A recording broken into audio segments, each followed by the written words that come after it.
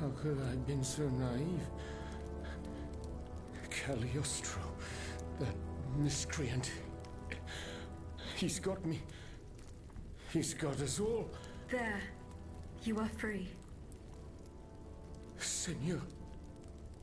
Vocation's done, sir. You're conscious too. And yet, you're not one of the Count's creatures, n'est-ce pas? I do not know, monsieur. But how? It is best not to stay here, monsieur. I will take you to the Cordelier convent. The representatives of the Third Estate have made it their stronghold. Oh, so you know about it. Well, if you'll agree to be my escort, let us leave post-haste.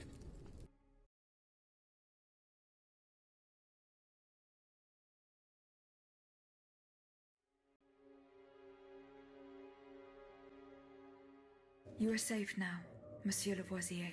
It is thanks to you that I am here safe and sound, madame.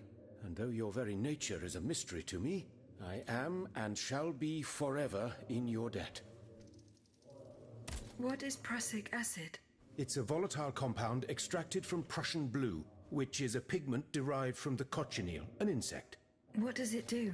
Oh, it's a lethal poison, of the most dangerous sort. Though at weaker doses, it merely induces a deep soporific state, or a coma, if you will. A deadly poison. Mon Dieu. The poor child. Aegis? Is everything all right? How do you intend to counter the King's actions? Unfortunately, we don't have the upper hand. For now, we can only hope to protect ourselves from him. I am convinced that something is afoot. Something that could destroy all our hopes in an instant. You have my full attention. You should know that I am a gunpowder commissioner. As such, I oversee the provision of gunpowder to the kingdom's arsenals, l'Arsenal de Paris in particular. For the past 2 days, a large quantity of gunpowder from Marsangy has been sitting near Les Invalides. It's in a warehouse by the factories. But the men I sent to take possession of the cargo and transport it to the Arsenal have gone missing. Do you realize what this means? The gunpowder could have fallen into our enemy's hands. It's possible. One thing is certain. It's enough to destroy half of Paris. Whether it is still in the warehouse or has fallen into the wrong hands, we must find it urgently. Then, if possible, we must neutralize it. How? Simply by placing it in contact with water. Nothing could be easier in theory, but we must find a way to flood it. Flood the gunpowder? You're out of your mind, Lavoisier. We're in the most desperate of situations and you want to deprive us of such a valuable resource. What will our cannons use once we have formed our army of patriots? Your army, Marquis, is presently but a figment of your imagination. I see. So you're one of those men who would sound the retreat before the battle has even begun. I will go to the warehouse. Once I have located the powder, I will decide what to do with it. Goodbye, Citoyen Lavoisier. And down with despotism.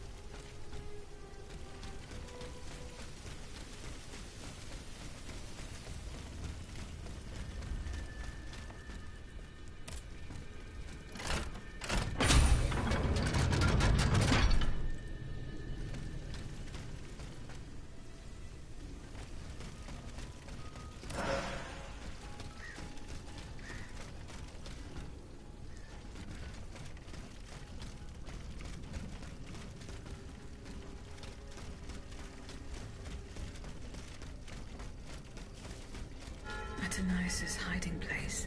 A fight took place here.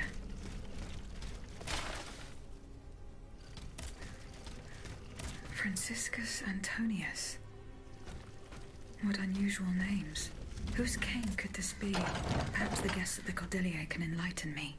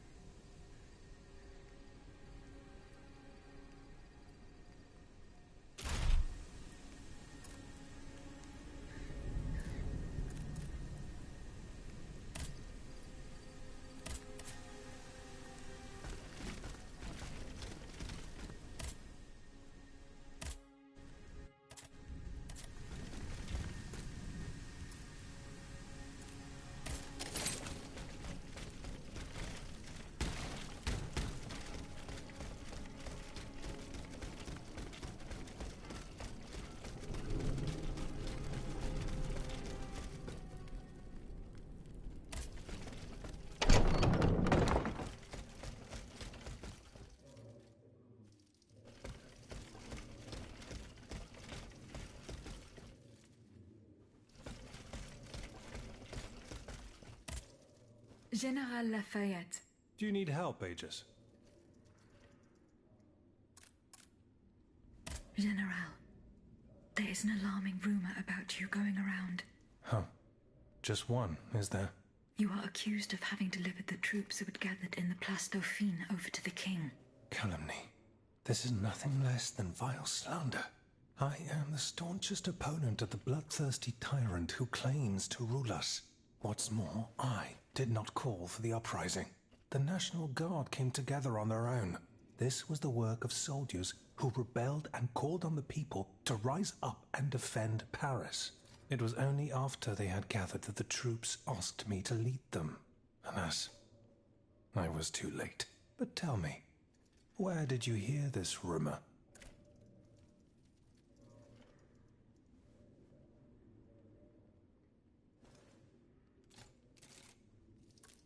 I do not know. Rumors come and go. You never know who actually said what. No matter. It's of no importance. I know my enemies, and they are wasting no time. The day will come when I shall make them pay. Franciscus Antonius. Do these names mean anything specific to you? François Antoine. Hold on. Of course. That's the master arquebusier who killed the beast of Gévaudan. The affair took place during the reign of Louis the Beloved, just a few leagues from the castle where I grew up. I was still a young boy, but I remember it like it was yesterday. It caused a stir all over the country. I doubt that it has anything to do with my case. I don't know. I'll let you be the judge of that.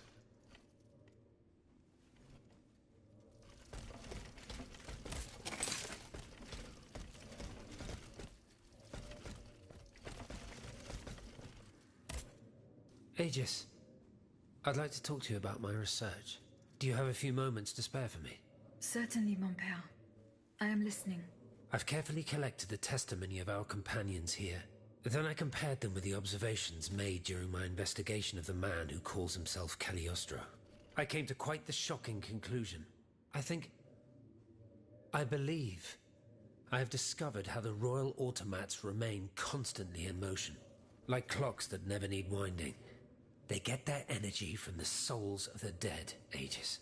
They drink from the anima essence that permeates the purgatory described by Monseigneur de la Fare. These machines feed on the dead. The greater the massacre, the deeper the river where they slake their thirst.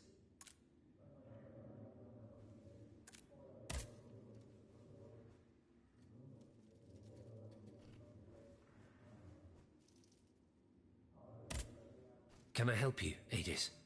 I hope so, Abbot. Our salvation is at stake. I am listening. Franciscus Antonius. Does that mean anything to you? Let's see. François Antoine. No, that doesn't mean anything to me, I'm afraid. Désolé, ma chère. Is there any way to stop the bloodshed, mon père? I believe there is always hope, Aegis. As long as I remain free to pursue my research, I will never lose faith. I keep thinking about the three Nemes. These echoes. All of this is clearly related to Nicholas Flamel's work. The alchemist? Precisely, mon ami. And this leads me to fear the worst. What have we to fear from an alchemist who died nearly 4 centuries ago? Not him, per se. Rather the heretic who is exploiting his discoveries. This poses a grave danger to us all. What do you fear, mon père? What do I fear? Nearly 2 months ago, the king forbade anyone from setting foot inside the Église Saint-Jacques de la Boucherie, near the Hôtel de Ville. He had the priests forcibly removed. They hardly even had time to save the church's sacred relics. Since then, only our Father in heaven knows what they've been doing there, hidden away from the people of Paris. Mon Dieu. Flamel's tomb. My thoughts exactly, Monseigneur. Legend has it that Flamel was buried with his lapis philosophorum. What is the lapis philosophorum, mon père? The Philosopher's Stone. Where do I begin? No one knows its true nature, or even what it might look like. All that is known is that it is said to grant untold riches and eternal life to whoever possesses it. Its very existence is questioned, of course. But if it's true, just imagine what sinister purpose the king and his accomplices might find for it. We must elucidate this matter at any cost. Where is this tomb? In the church's crypt. The priests always ensured that it remained undisturbed, despite the mystery surrounding it. But now they're no longer there to protect it. We need to know for certain. But how? There are automats everywhere. Aegis, Oui, mon père. will you help us get to the bottom of this? Did you not say that it was impossible to enter the church? There is perhaps a solution. The penitent's door behind the Châtelet leads to the Quartier de l'Hôtel de Ville. It's only opened on Good Friday, but this year, I had the honor and good fortune to lead the procession. Here is the key.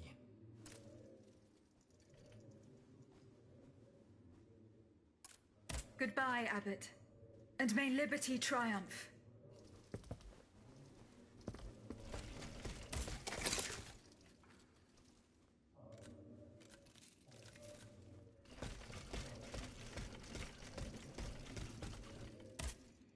Citoyen Robespierre.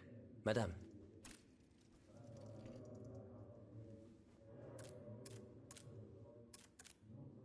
I found a cane engraved with the name Franciscus Antonius.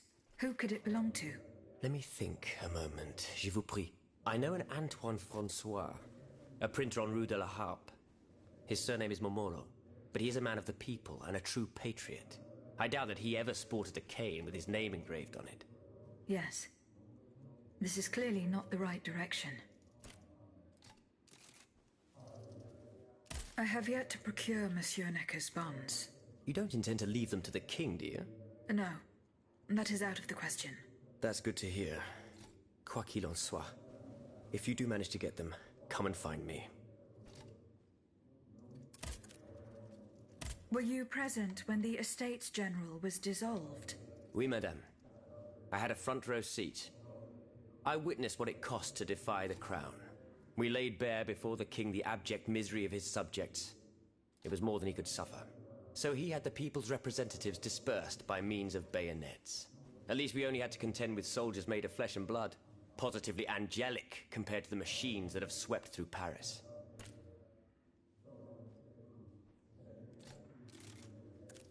Is your plan to arm the populace going as planned?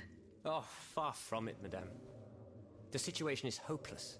Even if they were armed and formed into battalions, the Patriots would not be able to fight. Why is that? Most of the strategic points in the city are inaccessible. A strange illness strikes all who try. They are seized by an irrational fear, one so great that those who do not lose consciousness go mad or perish on the spot. This makes it impossible to do anything. Any attempt at an uprising is a fool's errand. The locations you mention share a common feature. A statue holding a lantern. That's right. From what little I could make out, they appear to be depictions of a Vestal Virgin watching over the sacred fire. Une lanterne des morts! What do you mean, monsieur? Lanterns of the dead. Ancient stone pillars that are found near some cemeteries. Our ancestors kept a fire going on top of them. Today, no one knows what they were used for. A symbol of light triumphing over darkness, perhaps? Others claim that human bones, mercury and lime, were burnt there. Some odious sorcery that was meant to entrap the tormented souls that wandered around the burial grounds. That makes sense and confirms my observations. I am now certain that the King's lanterns capture the anima essence of the dead who have been cast into purgatory, and that this essence is what allows the automats to stay in motion, without needing a key to wind them. Pater noster qui es in celis, sanctificetur nomen tuum. Now that I think about it, madame, you obviously are not subject to the harmful effects of these lanterns. No, au contraire. When activated, these statues reveal an apparatus that allows me to repair myself. It follows that if you destroy these lanterns, the people will be free to fight again. Unfortunately, they are preternaturally strong. Nothing can so much as damage them. Come now, no metal is indestructible. If we knew what these lanterns were made of, perhaps I could find a way to destroy them. Take a look at this ledger, Citoyen Lavoisier. It contains a list of metals. I found it by the factories, near Vaucanson's workshop. Let's see. Steel, molybdenum, very good. Tiens, Donc, tungsten and zirconium. This master blacksmith knows his trade. These metals can be used to make the strongest alloy imaginable, as long as you have a fortune to invest. For that, our clockwork tyrant knows no bounds. Well, Monsieur Lavoisier, is there any way to break this alloy? Break it? Certainly not. But a mineral acid could change its structure. Melt it, perhaps. I would recommend sulfuric acid, or vitriol, if you prefer to use its common name. Where can I obtain some vitriol? I had some, but my laboratory at L'Arsenal was ransacked. I can't tell you any more than that. You should ask my colleague, Monsieur Bailly. He uses similar substances in his research.